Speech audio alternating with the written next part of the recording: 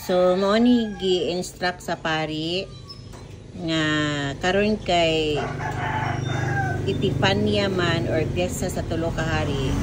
Nining Domingo sa tulo ka hari, nabatasan sa tradisyon sa simbahan ang pagpatik or pagmarka sa mga pultahan nining maong mga letra 20 plus C plus M plus B plus 25 or initial sa pangalan sa tulo ka hari, si Gaspar, si Melchor, si Baltasar, plus 25. So, ngara. Plus 25. B plus 25. 20 plus C plus M plus B plus 25. 25 na ligo lang. Plus 25.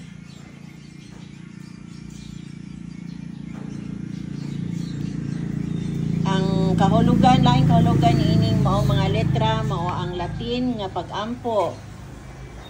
Christus, Mansionem and Benedicat.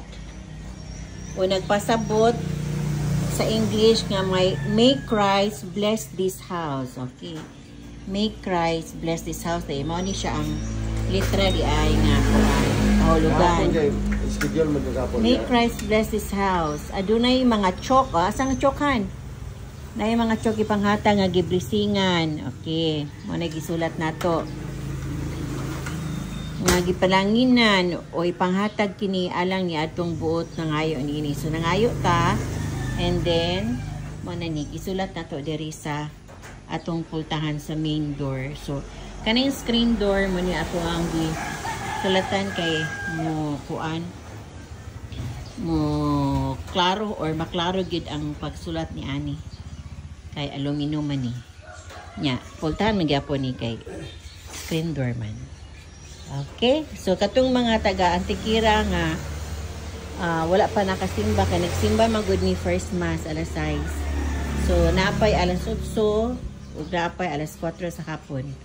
So ug naapa mo'y makuha didto na chalk, mangayo lang mo ug sulat isad ang inyuhang mga pultahan niining mga litra, mga numbers of litra nga tradisyon kuno ni siya nga pagpatik ug parmarka niining maong mga litra Domingo sa tulo ka hari. So ang buti pasabot na may Christ bless this house. So ang tulo ka mga hari mao si Gaspar, Melchor and Baltasar. Okay?